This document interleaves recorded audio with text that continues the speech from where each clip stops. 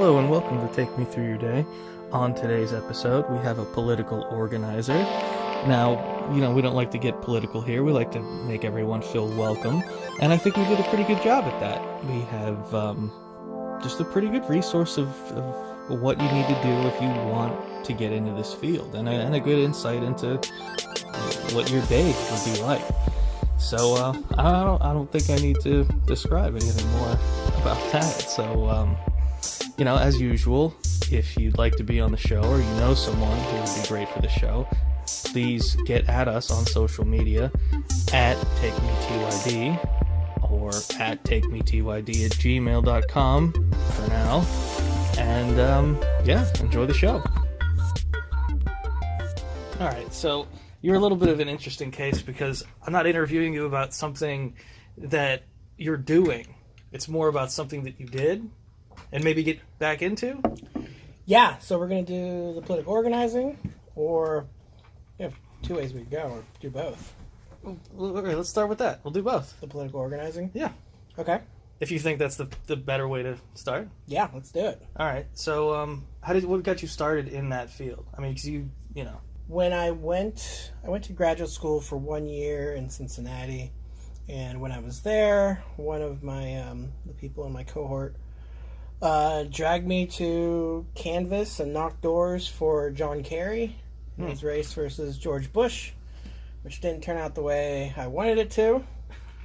So I knocked doors when I was there, and then moved to Pittsburgh in 2007, and I happened to room with somebody who's very politically active, and they dragged me out to knock doors for Obama in 2008. Okay. And then in 2010, I was a paid canvasser for like 2 weeks for a state senate campaign that lost. Another roommate, hooked me up with that. I took leave of absence from like the job I was doing.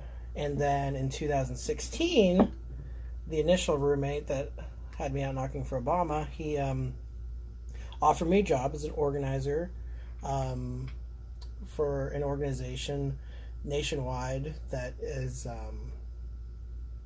affiliated with Democrats, and their basic goal is to register college students to vote and get them out to the polls. Okay, but this could potentially be an entry-level position? Like your friend just saw in you that you could probably handle this? Yeah. So it was kind of because he knew me so well, he had known me for a decade, it was kind of a leap. People tended to have a little bit more experience when they went into that job, and the title is organizer. Uh-huh. So that's a kind of the entry-level, full-time position when people really get into politics after they've maybe been canvassing or interning or knocking doors. That's what they end up. But that would be the initial first step, was canvassing and whatnot? Yeah, so if you want to get involved, like the normal path would be to go volunteer for a local campaign or candidate you like. Then ask about positions, and they always need people. Yeah. It's a young person's job. There's rapid turnover, and so they're always just churning through people. It's kind of a stopover on people's career arcs on the way to, say, working on like a candidate's staff or in the private sector doing something. Now, you don't have to give me any numbers or anything like that, but like salary-wise, are you making a decent living? Are you taking care of all your basic needs with this job alone? Yes, absolutely. So I'll give you. It was like I said, it was a super PAC, so it was fairly well paid. But that position paid $3,500 a month.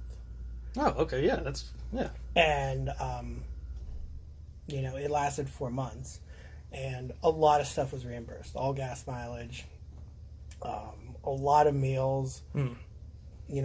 If I wore through shoes, walking around for months, and I bought it, that was pretty easy to get reimbursed. Nice. Anything, they didn't want you to spend any money of your own doing this. Other campaigns, if you work for a candidate, they might be on more of a shoestring budget, and you have to get a little more creative.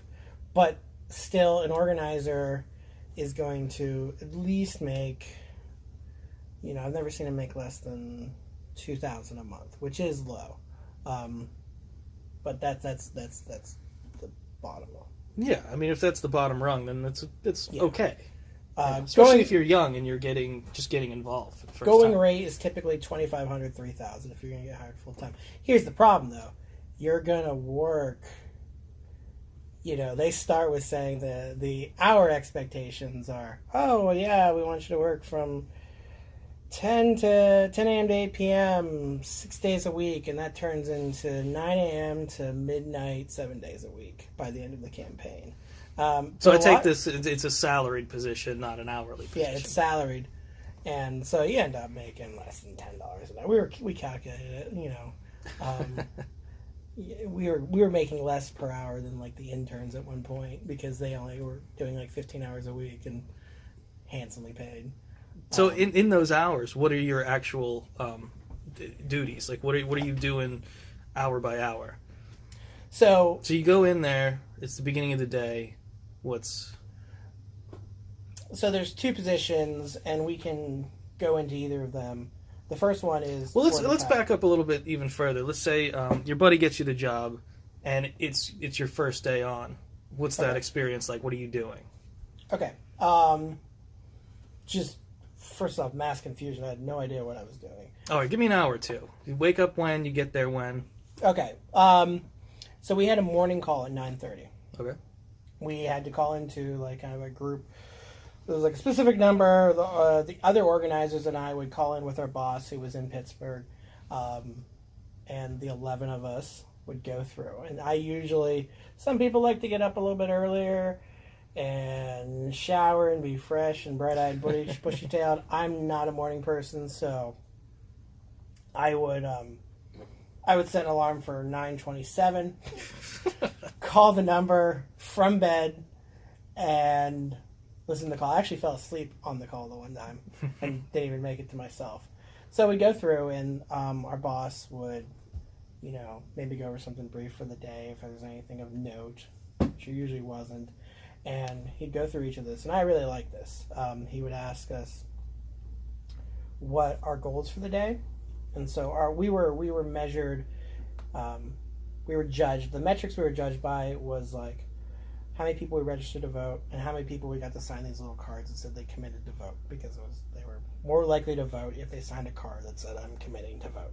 Sure. We just had them put their name and number and address on it, and then we would like call them every once in a while, see if they wanted to volunteer, and then we'd call them on election day and make sure they go vote. And so we were judging how many of those cards we had completed, but mostly like how many voter registrations we had. That was our primary thing, because that's really all we could do. So we'd go, hey, how many voter registrations? What's your goal today? And I would say something. I would have an idea what my day looked like a couple weeks in, and I would, say like, I'm at the goal of 40 voter registrations today and 60 CTVs, commitment to vote cards. And that would be a realistic goal. On some days, yeah. Right. It depended on what was going on. Everything changed as the campaign went on. And we can get into that. But, and then, fantastic management tool. He would say, okay, what's your plan A, B, and C for getting this done? What's your plan A? What are you planning to do? And if it rains, or if you're kicked off this campus, like you go to this college and they say something happens, or, what are your alternative plans to getting this done? And it puts that at the front of your mind. And that was good to get thinking about that at the beginning of the day. So then I would throw on some clothes. There's a term called campaign stink. Basically, people are working such long hours. You get used to people like having a little bit of an odor around you. I was probably one of the worst. But yeah, like it would be a shower when I came home at night, but not in the morning. I would just run out the office and head wherever, either to the main office or one of the campuses I was assigned to, where I had interns at every campus. So sometimes they were already out doing stuff that I had assigned to them the night before. Now, is that something you need permits for, or you just go to college campuses and just have at it? It's the one phrase we used a lot was, I can't remember exactly what I was about to say. Ask permission later. Yeah. Better to ask for forgiveness than for permission. We were an outside organization without a club on any of these campuses that's heavily affiliated with Democrats, and that went over a lot better in some schools than others. It goes over great at which is very theater, very liberal, heavy, like, you know, like they voted 90% like Democrat, but not as well as it where we were banned from. How did that go? Was it just like, hey, you guys can't come on here? They started to catch wise that you guys were on campus. When I got the job, which actually was like 2 years ago, like this week or last week, they're like, you're banned from already. Like, when I got the job, like, this is one of your schools. You have to get 300 voter registrations from students at these schools in the next 2 weeks. And also, by the way, you're not allowed on their campus. So what's the plan at that point? Go to other campuses. Just give up there and try to make up for it elsewhere. Oh, okay. So it didn't matter that it wasn't from them. Yeah, I mean, they wanted it from there, but... I mean, you couldn't just go down the street to like a Starbucks that a lot of students frequent, and that was the strategy people eventually tried to do. Is, you know, the hot spots. You know, they weren't allowed there. They set up at the bagel factory right next to campus. I set up at like right across the street from on Fifth Avenue with like donuts and hot coffee some mornings. Had my intern set up there, and also. For what's the holiday coming up? Labor Day. Labor Day. I always get them crossed up. Labor Day weekend. My genius idea was we'd been banned from there, but Labor Day weekend, there's no adults on campus. There's a lot of kids because it's like brings in students from all over the country. They're not going home for Labor Day. Yeah. So we went on campus and we registered like 300 students in like 7 hours, which is a crazy pace. Yeah. They had never seen anybody register people to vote. And there were people everywhere. Everywhere you walked, you had somebody sticking a clipboard in your face. But these kids, nobody had been there because nobody was allowed there. And so we just kind of had to run on the campus for like a weekend until we got thrown off like 3 days later. Yeah, that was my next question. What is it like? You're banned. How do they kick you out? And there's just a security guard, and they're like, "Hey, you're not allowed. You have to leave." We would try to hide any paraphernalia from our organization so they didn't know who exactly we were. I would always wear I had hoodies from every college. I look a little young, so like people kind of buy maybe I'm a graduate student there. Yeah, you got the baby face thing going on. And you know, as a man in my mid to late 30s, like running around college campus is a little weird. I always said I couldn't do the job if I looked my age. Yeah. But I didn't, fortunately, so I just put on a Duquesne hoodie. Is that a common thing, people in your position to be your age, or is it mostly younger people? I was the oldest. Like, out of the 10 organizers, they ranged in age from 22 to 38. And, you know, there was, like, 2 people in their 30s, like 30, 32. All right, so it's not unheard of. It's just... Some in their late 20s. But it's more a function of it's a young person. It's an energy thing. You know, this isn't something for people in their 50s. Like, long hours, it can be physical, and you have to be energetic. You have to get people excited to... By physical, you just mean on your feet? You're on your feet, you're walking around. I mean, eventually you're not doing that if you're doing your job. So, for an organizer, they say, you know, my first day, they said, your job is to organize yourself out of a job. And it's like, great, I don't want to work anyway. I'd love to organize myself out of a job. And what they mean by that is you have to recruit. So you get, like, I had interns, and you have to, like, train them up and get them ready to go, and then get volunteers. So you get volunteers in, and then they're doing all the work that you were doing when you started. So basically the job, you could get away with just, like, I delegate. That's all I do is I delegate. That's the last month, that's literally all I did. I never held a clipboard for like the final month. Okay. From October till November of the election. I mean, a bit hyperbolic, but I really, you know, I started dressing up. Like, I stopped wearing sneakers. I was wearing dress shoes, like, just to kind of, you know, look the part. Like, I've gave myself an upgrade, so or a promotion. Yeah, I gave did. myself a promotion. I literally did that. Like, I you know, I had 3 campuses, and I made 3 of my interns student organizers on the campuses. I made up a title. Yeah. And they loved it. Like the one girl announced it on her Facebook. I was promoted to student organizer at this university, and I was like, I can't believe that worked. But it's a wonderful management technique, is like empowering people, and it works even on people who know the technique. Oh yeah. You know, when I started, they're like, "Hey, you're going to be our data director." I was like, "All right." I'm a math guy. I can help everybody with this stuff. And I realized they like hoodwinked me and did exactly what. But I liked it. You know, people like having responsibility and being empowered and given control. Mm-hmm. Now, the part of it is you have to like not be a micromanager. And you have to give people the latitude to make mistakes and come up with their own ways and their own solutions. And good. I think we just walked past it a little bit, but you said that your first day there was a little chaotic. As I had no idea what I was doing. They threw 8 different apps at me. They download this, and this is how you're going to do this, and this is how you're going to do this. This is how you're going to do your expenses, your expense reporting. And they glossed over the one part, so I didn't even get paid for any of reimbursements for like 2 months because I didn't know what I was doing, and somebody just neglected to mention to me, and that's not my fault, but like also my boss had started 2 weeks. The nature of campaigns is, from an organizational standpoint, is they're thrown together very quickly, and people are just flying by the seat of their pants. It's not like going to work at Alcoa, which has like a structure that's been existing for decades, and that you just become a part of. It's like everybody's just kind of putting it together as they go, and there's a lot of creativity and freestyling.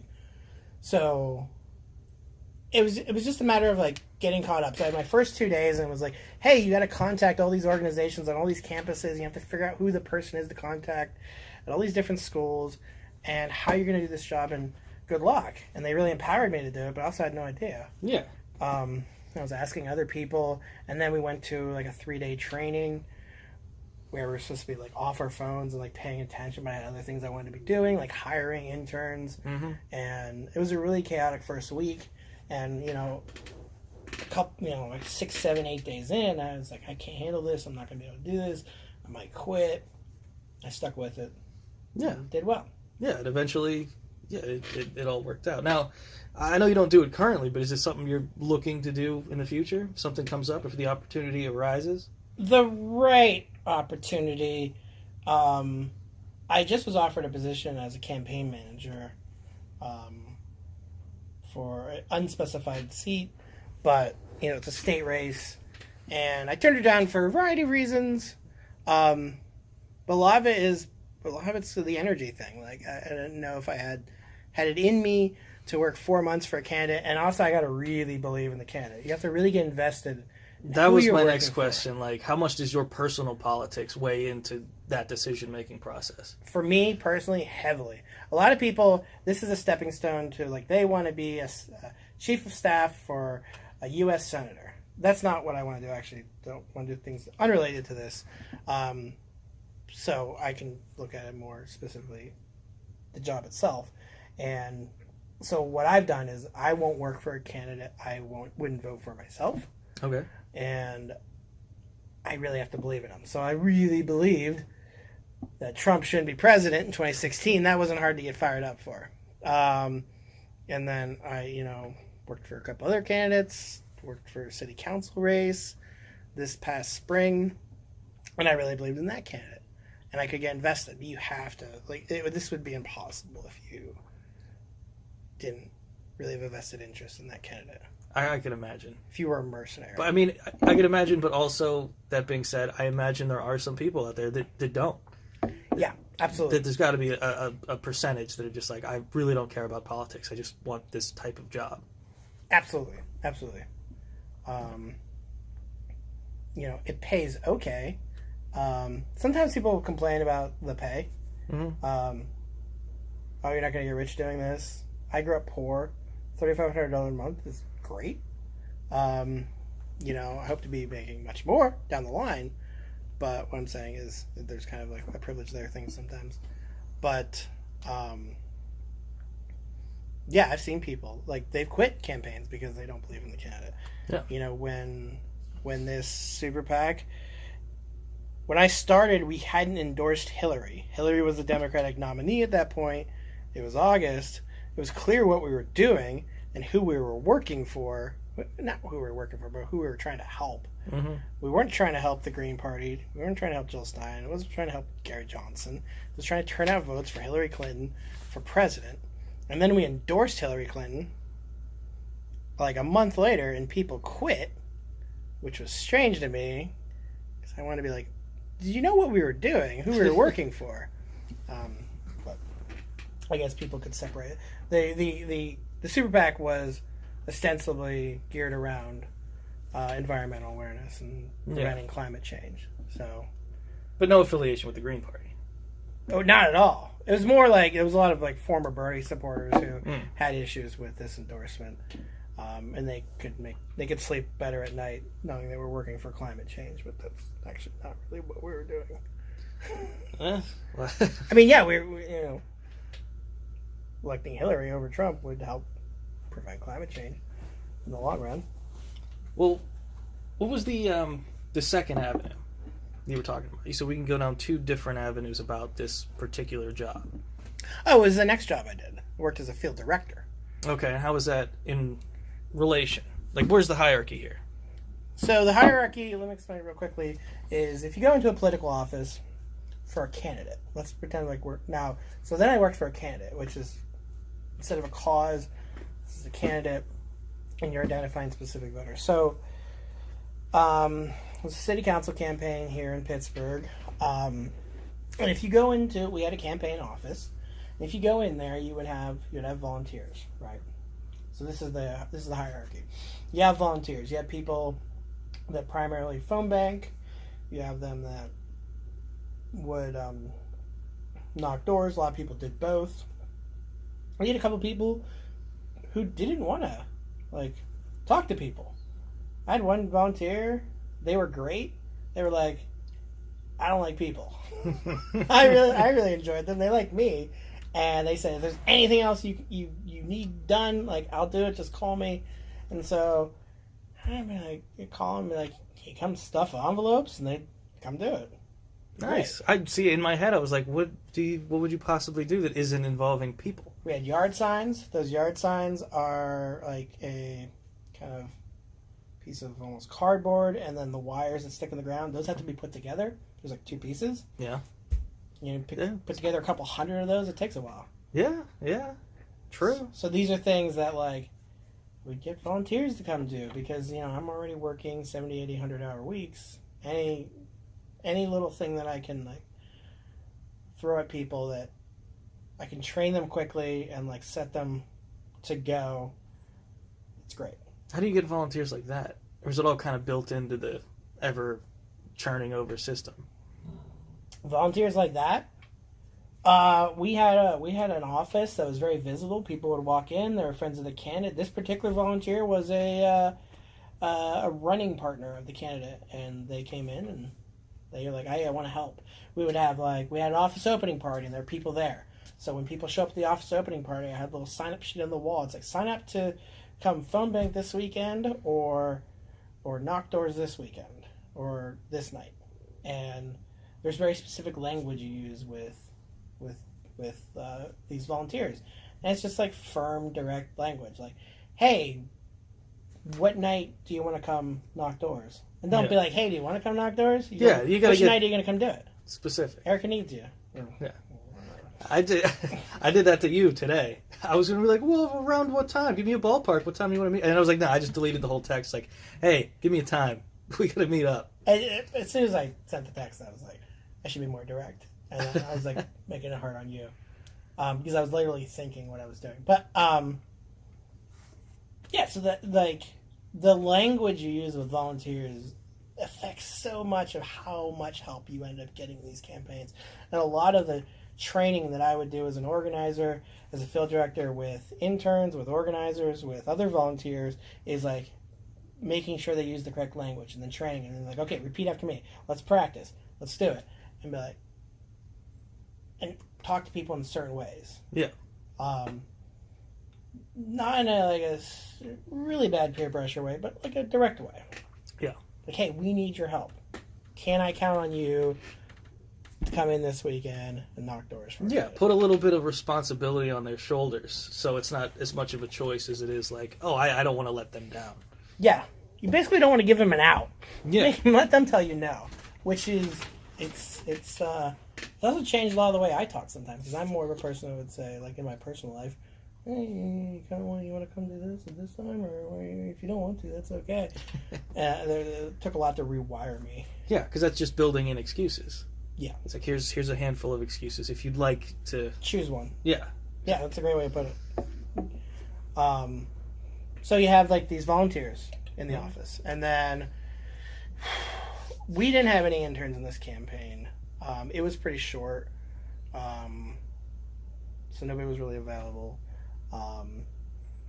But one thing campaigns will do is they'll have unpaid interns or paid interns, and they'll sign off on college credit on whatever, and have students come get involved and teach them a lot about this.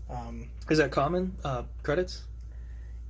Yeah, it's super common. It's usually left up to the student to like get that completed at their individual university. Mm-hmm. Like I said, these campaigns are very brief things, so they don't have the institutional kind of structure to like, oh, we have a relationship with Pitt, and and here's the program, and here's what you do, and here's the form. Yeah. Something like that. It's like, hey, if you can figure out how to get an internship out of this, we'll write down your hours and what you did and say nice things about you. So does your major have to be something that would involve something politically? No.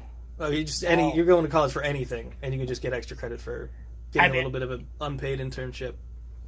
Oh, like if you were, a math major, could you get? I don't know specific. It's just. Well, these are poli-sci students. All right. That get involved. So you have, you have your volunteers, and then you have what's called an organizer. Mm-hmm. Organizers basically they can do a lot of different things, but they're generally kind of Swiss Army knives, deal with corralling volunteers and interns, with training people, they'll often go out and knock doors until they organize themselves out of a job, and they're overseeing a bunch of people doing that and kind of making sure everything's running smoothly. They'll run phone banks, and then above that you'll have what's called a field director, and they'll run everything, all field operations. And all field operations is basically knocking doors, making phone calls, putting out yard signs. All right. And generally speaking, they take it seriously, or are there people that sign on and just kind of screw around? Or it sounds like the people that would volunteer for something like this would kind of take it seriously. But you've been in it. Like, have you experienced people that are just kind of slacking off? You get people that it's rare, and there's controls to prevent that. A lot of it is you want to project an urgency to people. And I'm big on high fives and energy and getting them involved and getting them to buy in. And what I will say to kind of prevent that kind of person from coming in, I don't chase after people. I want them to want to do it and want to say yes if I can see they're interested. But if they're not, I don't chase them. Yeah. Don't try to push a square peg into a round hole. Mm-hmm. It's a good way of dating as well. You may really like that person, you may want them to come do whatever, do your thing, but if they're not into it, you're not going to change their mind. You're not going to, Yeah, I've always said that about people in relationships, that someone breaks up with someone else and that person just begging to have them back. It's you already know that they want out. Yeah. So why would you want to beg to come back? I don't know. Unless there's some crazy extenuating circumstance. Yeah. But yeah, every once in a while we'd have somebody they would show up just because they liked this one girl. That's what I mean. I'm thinking of something like that. That's pretty rare. But I saw it. If it happens, and then at the end of the day, you see a clipboard with no signatures on it, is that just unheard of? Or so there's all kinds of other things we do. So you give people goals, and you give them reward systems. I would be yeah, I'll buy you guys a coffee if you get to register 10 people to vote today. Right. Or you kind of set up like a friendly competition. And also in general, I would know what that person should be able to do. So I would give them goals. So if I said, hey, I'm going to send you out and you need to knock these 40 doors in these 2 hours, and you come back and you've only knocked 8. Like, all right, everybody okay? What happened? Or sometimes you would see people that kind of rarely, but you would see people that clearly lied. Yeah. And they didn't knock those doors. And you could tell. There's like little tricks. Like the pages you gave them didn't really look like they'd been flipped through much. Yeah. The markings are very consistent with somebody that ones that like took their pen and went all the way down like 3 pages marking random things instead of somebody like flipping, going to a door, knocking, writing something. You go check on people sometimes. And then, so what happens if that's the case? How do you handle that? You just say, hey, I really need your help, and maybe they kick it up a notch, or maybe they just never come again. Oh, okay. Well, I mean, I guess that would be it. One confrontation is probably enough to be like, all right, it's not for me. But if you have like, we would have like 30 people out at a time knocking doors, so you don't have time to really deal with like these. Yeah, so I guess they just kind of fall off on their own. You don't want to deal with them. I want them to go away if they're not going to knock doors. Try and get productivity, because you can't do it all yourself. Yeah, I was just thinking if like you have like a specific neighborhood or something that's like, oh, this is a good little chunk of land over here, and you get the slacker person on that really good strip, is it kind of just throwing all that away? Yeah, well, if we knew they weren't knocking, we'd go. We just go replace them, right? Yeah. Yeah, do them again. Fair enough. Yeah. Any other tiny... Anyway, go. You were about to say something. Go ahead. Oh, and so then in the structure of the campaign, you have above the field director, you basically a couple different branches of how the campaign is run. So you have above that, you have the campaign manager, typically, and they are basically lateral from the candidate. They are making all the decisions. Candidate does sometimes have influence. Sometimes there's problems with that. Campaign manager should be the one who makes choices, and then they can only be vetoed by the candidate. But that should be on rare occasions. The candidate should be focused on their duties and just doing all the things they need to do to get elected, which is making phone calls to raise money. So then you have the field director below the campaign manager. Also below that, you have the fundraiser. And these two don't interact, the field director and the fundraiser, too much. So the fundraiser, that's typically a person that sits with the candidate while they make phone calls, asking for money from personal friends and business connections, and people in the community, and then setting up fundraisers, maybe a big event. They set up like the Facebook page and get people invited and try to get them to come. So that's a full-time job often for these campaigns. Then also you have it's usually like PR or comms. I've never done this. Sometimes they're kind of more of a consultant or maybe a full-time position on the campaign, and they handle like what's called the messaging, like if you see like a release and this is a candidate in their bio, they handle the language there. They're typically a good writer. They understand what people like in that area maybe want to hear, and they prepare them for debates and whatnot. All right. So that's kind of the structure of the campaign. Now, in some of those positions, is it you just run with the campaign, or is it this is your gig full-time all year, every year, and you just bounce around where you're needed? Is this like... Are there career people in said fields? Like, say, like, I'm a really good fundraiser, so I'll bounce around to wherever I'm needed at the time. Or is it like a seasonal thing where, like, it's election cycles? Yeah, you're bouncing around. It's seasonal. It's election cycles, but in Pennsylvania, there's elections every year. Some states there isn't, but this year we have state reps, we have governor, we have one of our senators is up. The next year you have judges elections. Judges elections are a lot of the odd year ones. So now, you said yours was 4 months. Is that common? Like that time frame? Yeah. So if you're a candidate running for election, say in November 2018, once they decide to run, the first thing they do, as I understand, is typically hire like a fundraiser, and then they'll hire like a comms person, consult to maybe come on and help them, and then the last thing that get hired is field staff, field director.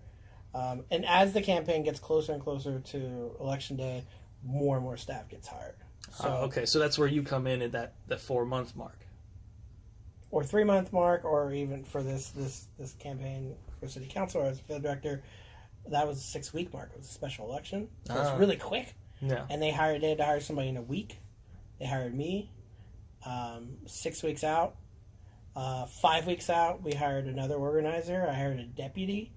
2 weeks out from the election, I hired another organizer for 2 weeks.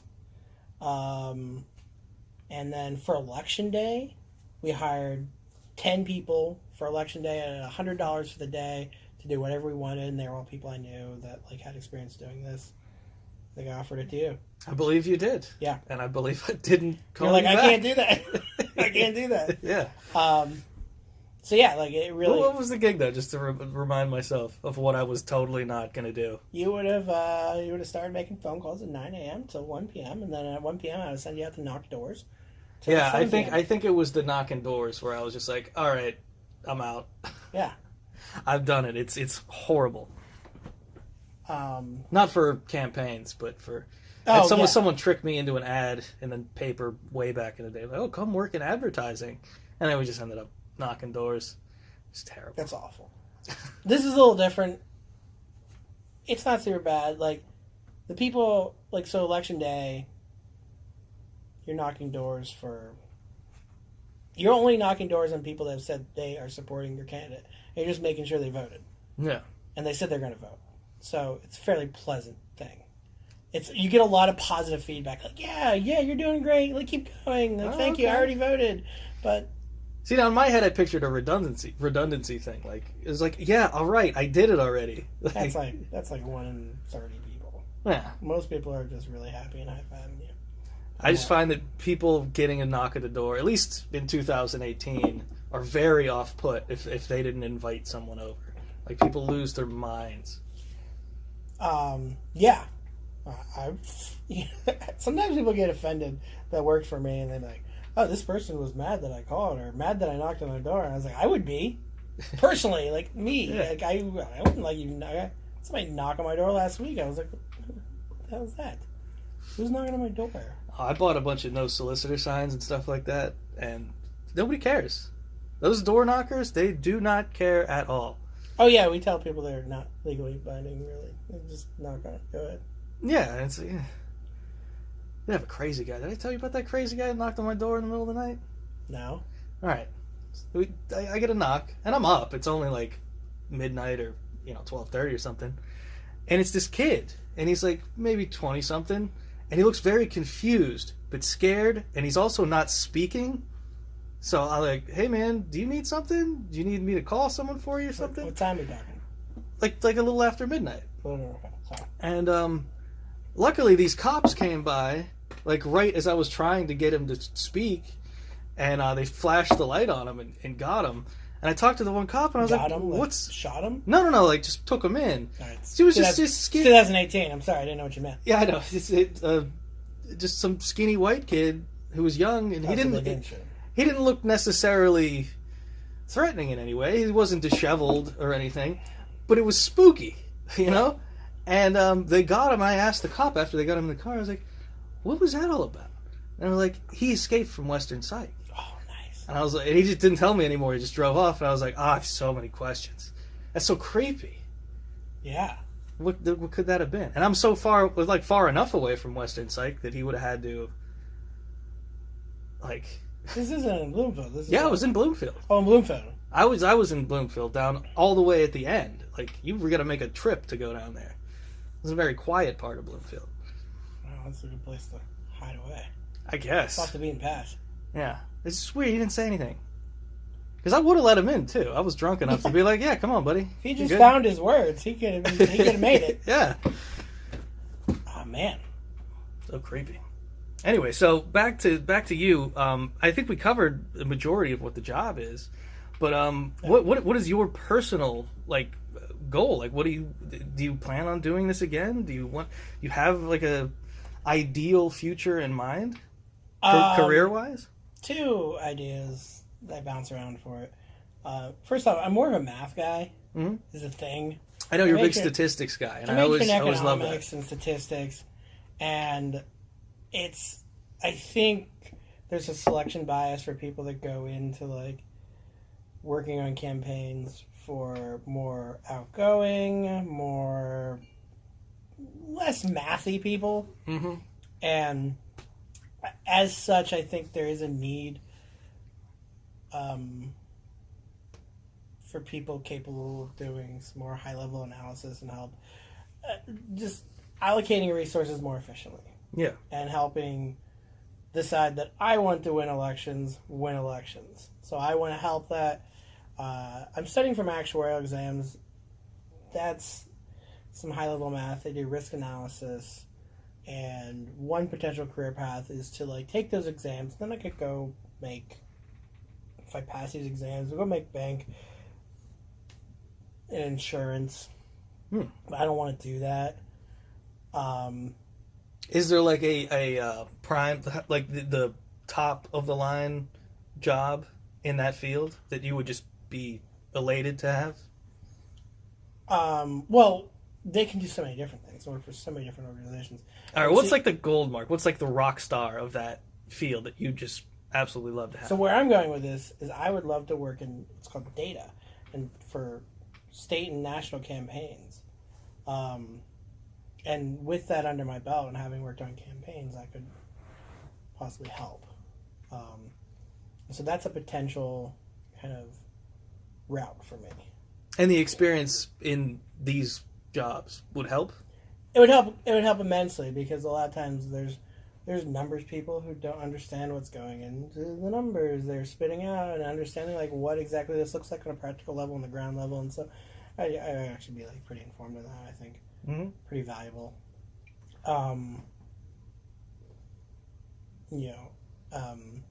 But another thing I've thought of doing is kind of running training for field organizers, operatives.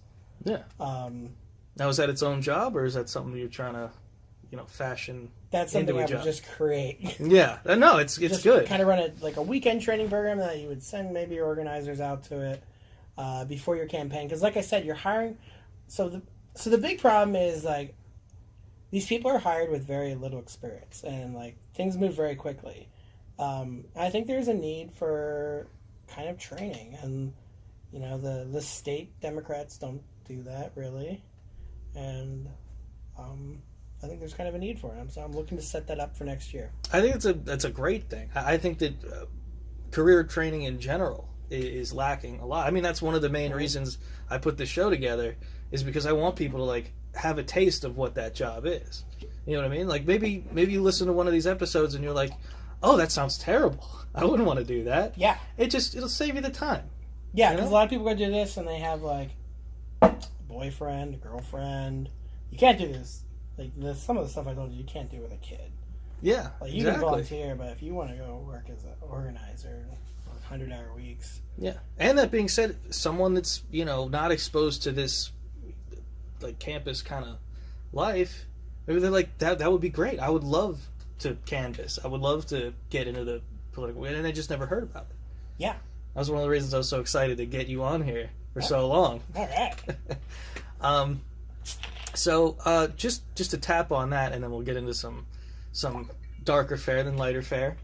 What about other people that are looking to push their career towards the future? What would these jobs help launch? If you wanted to, like, what does this job lead into? Say someone, if you want to get into this.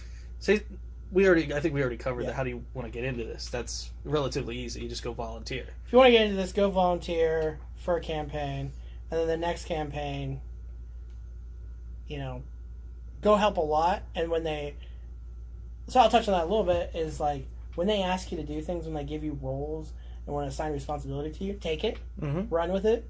You know, I had a volunteer for my campaign in the spring, and he would come and phone bank like twice a week. He wanted to get into politics. He'd done some other stuff, and eventually I made him phone bank director, and he was like, well, that's absurd, I can't do this. I was like, just do it. And basically he just helped other people around him like manage the like computer system. Like 70-year-old people don't know how to use like this system. Yeah. And he was great at it. And then right out of that campaign, you know, another different organization, another PAC actually, was hiring organizers, and I recommended him, and he got a job. He got a job straight into politics after volunteering for like 6 weeks. Nice. They hire people that just want to know they're capable, and they want a recommendation that this person can learn and adapt. Good. Well, that goes right into what I was talking about the trajectory into something else. Like, say you don't want to canvas or anything like that, and it's what's the light at the end of the tunnel, and that's exactly the answer to that. It's that he got himself a recommendation, and he got to the light at the end of the tunnel, which is a job in politics. Well, he ended up canvassing a lot. The job I'm talking about, he got a job as an organizer. Now, if he wants to keep going, so this is where you're getting at, is what are the career arcs for people that are doing this? What do they want to do? Why are they... Yeah. Most people that are doing this, they have end goals in sight of like, you know, so my candidate won in overwhelming fashion because she did great, we did great, I did great, everybody below me did great. It was great. They get the job, they get elected to this position. They, most elected positions carry with them, almost all elected positions carry with them staff members. So the city pays for, this is a city council candidate, and they have 2 paid positions. These are decent positions. I think they pay, you know, or the city council has like $120,000 for paid positions. They can split that up. Maybe they want to do that 3 ways. They do that 2 ways and have some like interns. Yeah. But basically they have paid positions. And, you know, a lot of people want those. So that's the goal sometimes. You know, like I said, I turned down a role in a campaign for a state representative. I heard they had something like 4 positions or 6 positions or something, like 2 in Harrisburg, like come back here in their home district. I don't know exactly what it is, but a lot of people, like, that's what they want to do. And then they stay in those positions for a while. And then maybe they run for office. But most of the time, like, it's not a crossover. Like, the candidates aren't, like, coming from this pool of, like, the jobs I've been doing. Although some people do this stuff and then eventually... I imagine you can get a taste for it. Yeah. Maybe they become chief of staff and then they run for office. That happens a lot. Yeah. Actually, my candidate that I worked for, was a chief of staff at one point. So, there's that. I had, you know, one friend, he worked in politics, worked for Governor Rendell, a bunch of other people, and he ended up starting like a consulting firm. And they, sometimes I don't even know what he does, but it's like liaisons. But a lot of like what they say is a lot of politics is just relationships, knowing people, knowing who to call, somebody that like knows who you are and help you out. I imagine that's a lot of it. You know, sometimes people start consulting firms for campaigns. They're like, oh, we're going to come advise you on how to run it. You know, if I kept working on campaigns and got enough experience and enough, a good track record of winning campaigns, then I could then go to campaigns and go down the line in 2020 and 2024 and go, hey, I'll help you do this. I'll help you set it up and pay me a handsome fee. All right. That's something. Yeah. All right, now I'm going to touch on something a little darker because it's something we talked about several times in attempting to get this sit down. Dark. And I wish my phone was recording those phone calls because I thought they were very poignant. I don't know how poignant we're going to get today, But I want to talk a little bit about depression. Yeah. And how it relates to, I don't know how we got down the road originally, maybe being overworked or not having the proper goals or creativity, or see if you can pick up anywhere here. Yeah, sure. I deal with clinical depression. I have dealt with it for most of my adult life. I identified it in college. I have ups and downs. And people who know me have seen me go up and down. You've known me for a long time. Mm-hmm. You've seen me. Sometimes I'm better. Sometimes I'm worse. Yeah. You deal with it as well. I do. We both I see do each it other in my own ways. But yes. And what I'll say about this, what I've learned about this, I'm very sensitive to my environments, my work environment, my living environment, my financial situation are a couple of triggers. Relationships can be a trigger. Mm-hmm. There's actually, I found out like the four main triggers is my living environment, my work environment, finances, and what was the last thing? Relationships? Relationships. And also, strangely enough, my car. I have a functioning car.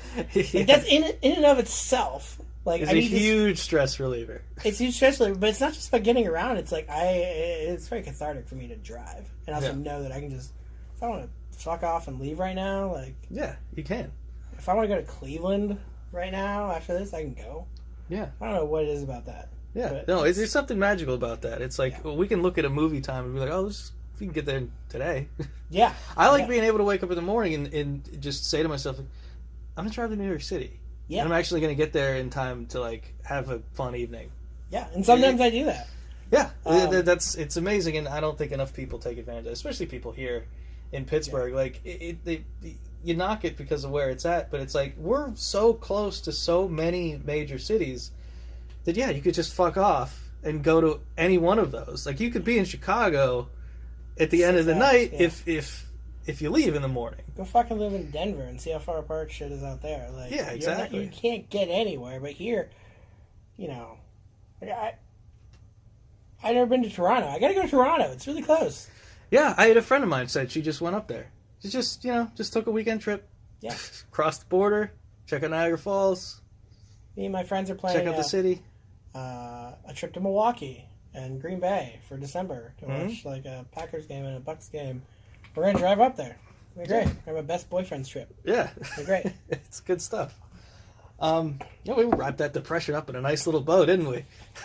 There's much more to talk about. But what I found is campaigns it's kind of a double-edged sword. Axe? Sword? I don't know. Whatever that thing is. Blades on both sides. Both of them do. Sword, I think. It energizes you. Like, you get immersed in it. I find myself almost manic, high-fiving people all day, feeding off energy. It's great, and then there's a crash afterwards. There's a real post-election kind of just depression sets in. You need time to sleep, and then it's just... I found for me personally, it's tricky to manage, and I don't know. I haven't figured out a good way to do that. And it's very difficult. What do I do? And that's what it is, a balance. And it's a very small part of me turning down this one race was like, well, what happens after on November 6th when I crash, and then what if I don't get out of bed for 3 months? I don't know. I don't know what's going to happen. Is it going to be 3 days or 3 months? I don't know. And I can put production. I can kind of do things. This is kind of socially engineer myself and put things in place to try to prevent that. But But that's work too. In 2016, put a lot into it. Put your heart and soul. Because a lot of times, so one thing is what I will say is you get really invested in the outcome of your race. So I won this one this year, and that felt great. A lot of these, by the way, an interesting thing is a lot of these races for candidates, you can negotiate a win bonus. What kind of bonus are we talking? Ballpark. You don't have to give me an exact number. It's typically a month's pay. Oh, sweet. Yeah. Mine, because of it was a shorter race, wasn't quite that. but it was four figures. And we won. It was announced, and I forgot that I had just also gotten that bonus for like 45 minutes because there was a victory party afterwards after the election, and my deputy who got the same bonus was like, "Yeah, one bonus, baby." I was like, "Oh my god, I forgot that we got this. About that bonus. This is great." But like, so that's an example of a good outcome. In 2016, I don't know if you know what happened, but Donald Trump ended up winning.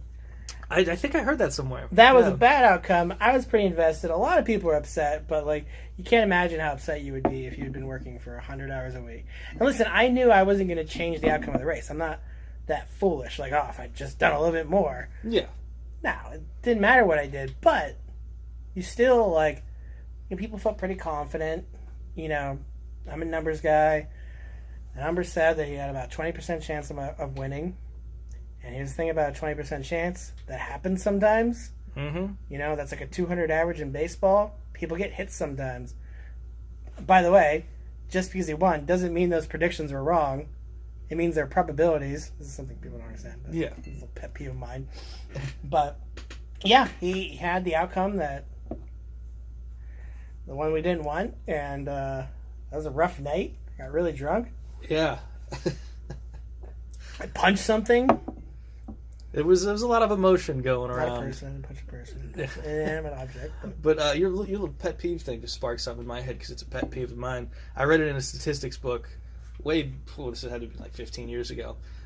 When people throw out that statistic of like something happens every 3 seconds, that's not really the case. That thing like doesn't happen every 3 seconds. It's the statistic.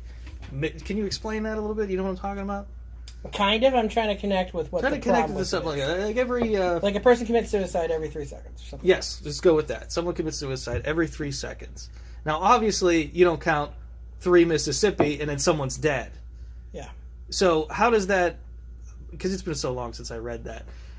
How does that translate in the realistic numbers? It means on average every 3 seconds it happens. Okay, so that's the part that they're leaving out. There's a famous, almost definitely apocryphal story about Bono. Mm-hmm.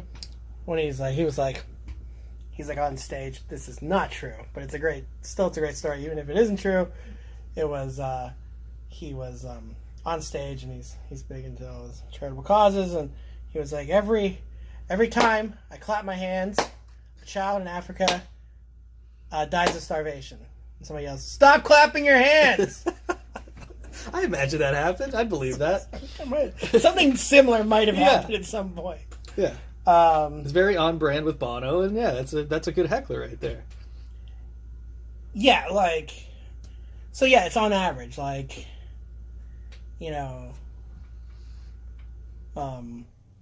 the distribution of these suicides is spread out over a different period of time.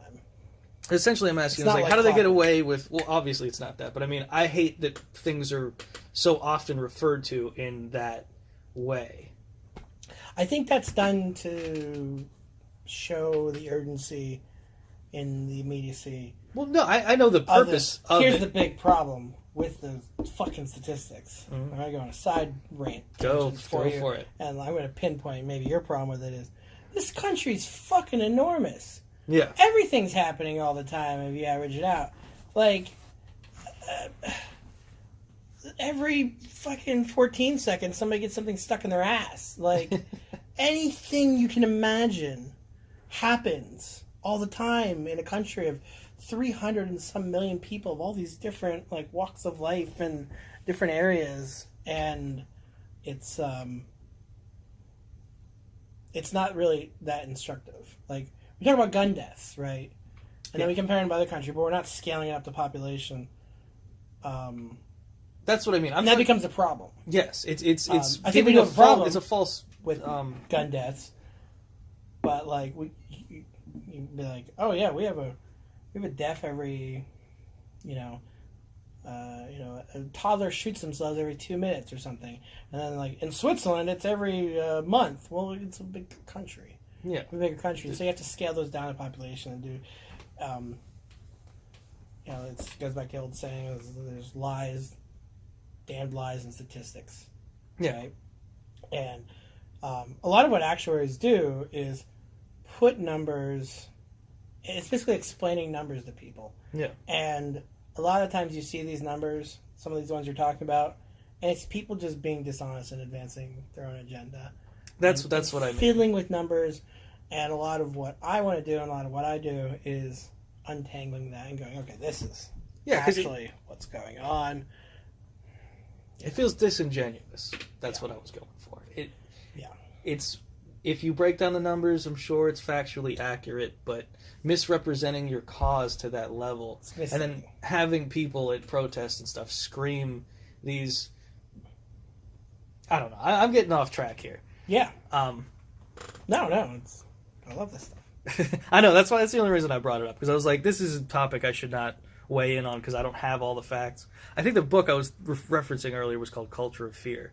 That just came to me, just in case anyone wants to look that up. Journalists are very guilty of doing this. Yes, I see it everywhere, and I see it all the time.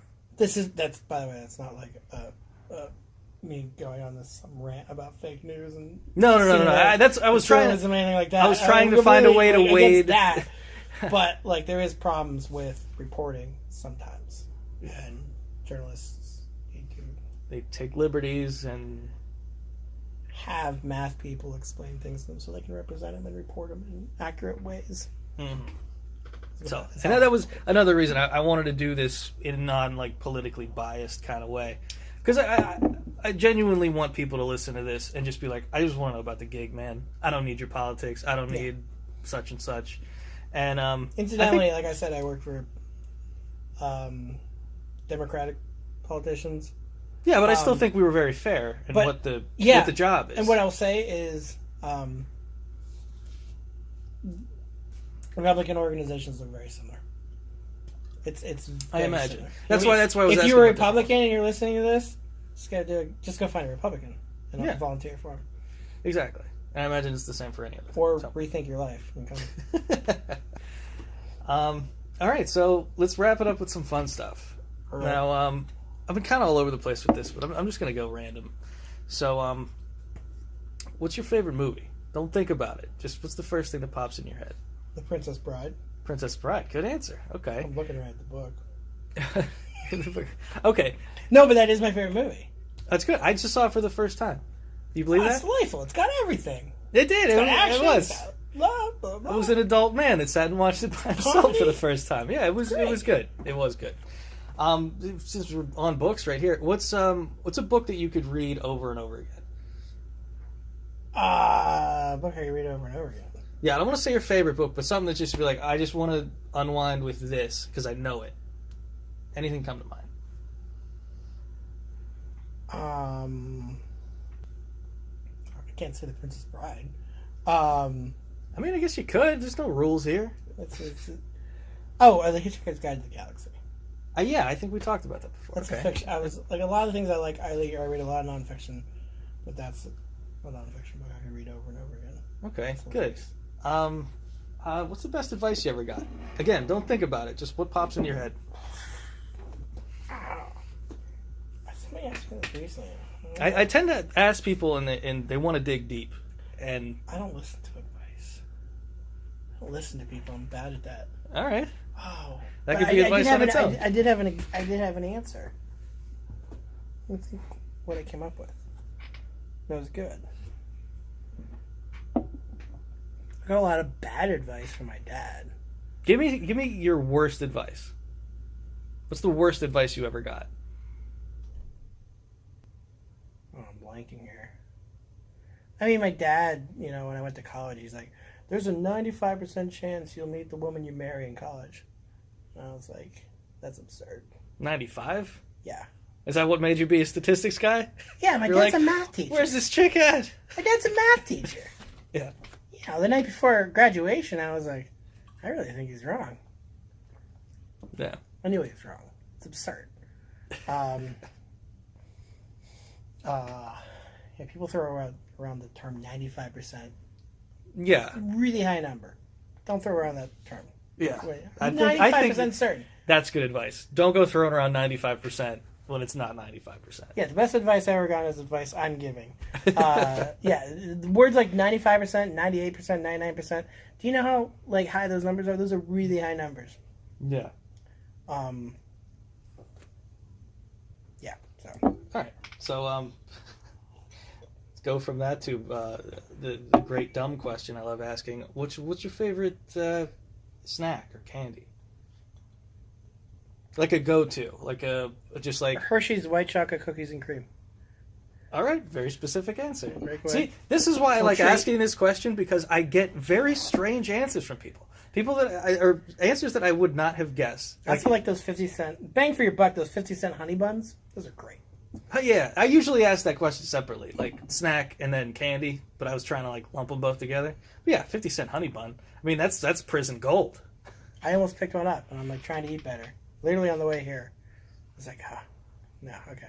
Yeah, I think that's another big part of why America is the way it is. It's just because like I can go spend $4 at McDonald's and have a meal, a hot meal, but you know, A lot of calories. yeah. Yes. And you're hungry. It's 50 cents for a honey bun. It's like that's a pretty big honey bun. We have a lot of access to cheap calories, which is good and bad.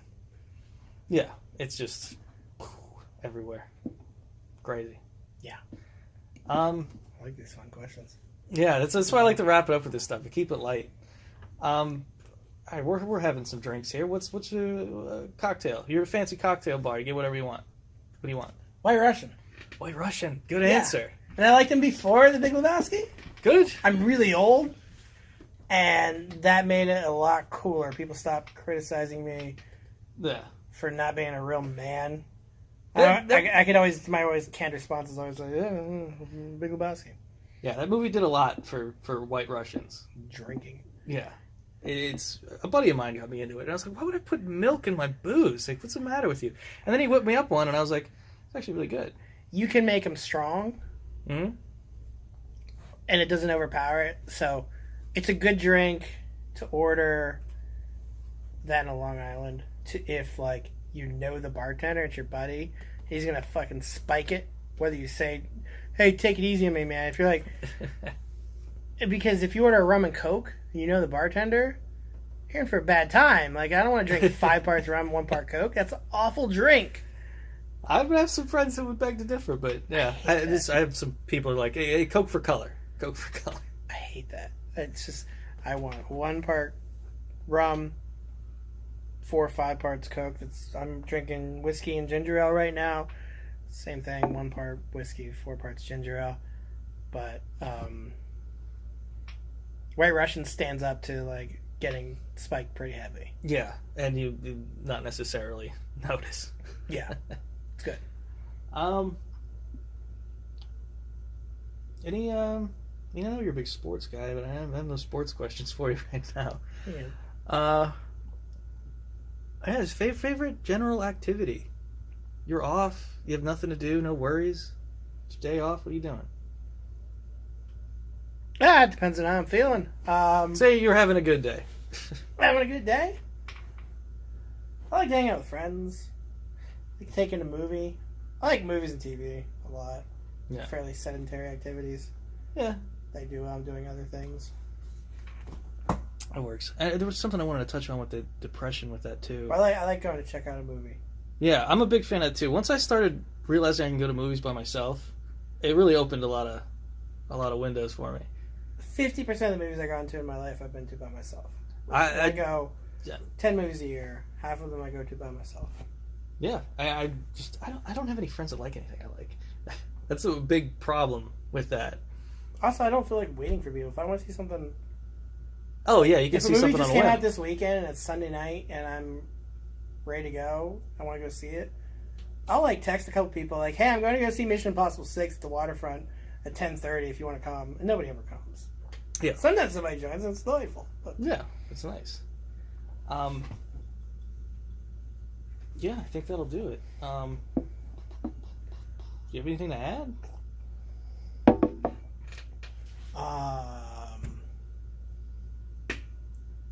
If you could If someone gave you $1,000 right now, what would you do with it?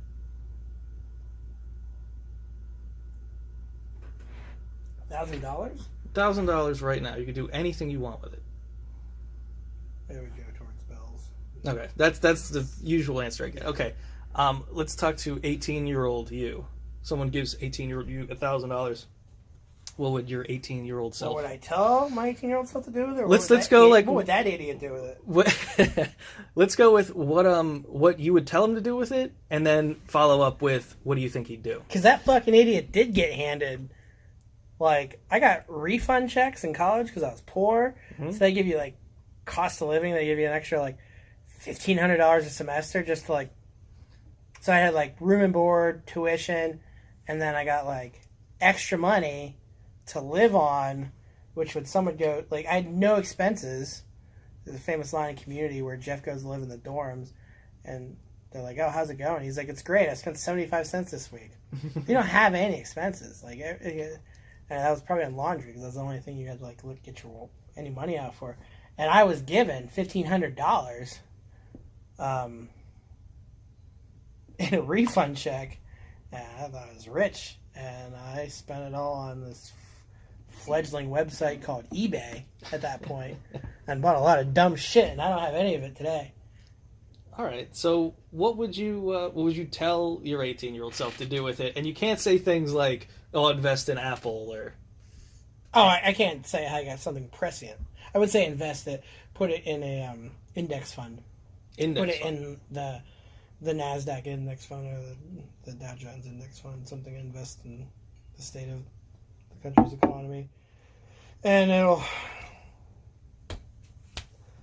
make money over time if you keep it in there for 30 years, as long as the country doesn't collapse, which isn't necessarily a sure thing anymore. So then you invest it in some other country like China's index fund, and then you'll be fucking fine. All right, I think that's sound advice, and I think that that's a good place to go out on. All right. What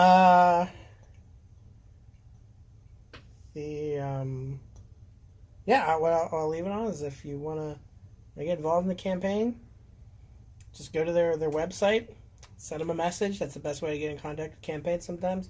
Say, I want to help. Somebody call me, get a hold of me, text me. And they always need help. If any of this sounded cool, then get involved. Yeah. It's a great way to meet people, too. I love it. So I like getting involved in campaigns. I meet a lot of interesting people, and they're often like-minded, which is a kind of a cool thing.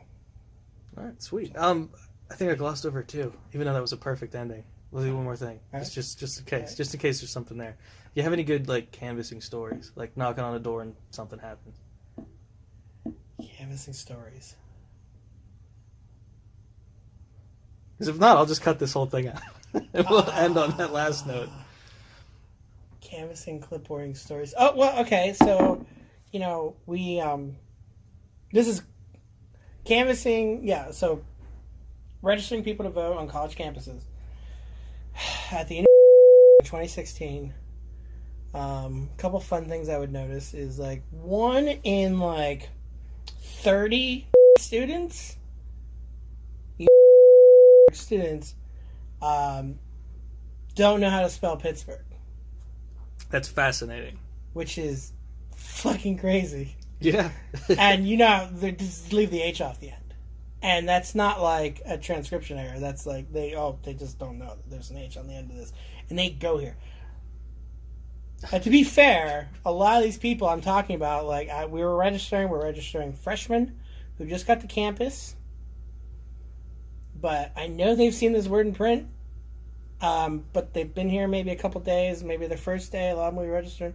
But yeah, like 1 in 30 or so, no fucking H. That's pretty wild. That's what I got. Yeah, it's good. It's a nice little bonus fact. Yeah. Thanks for doing the show, man. No problem. Thank you.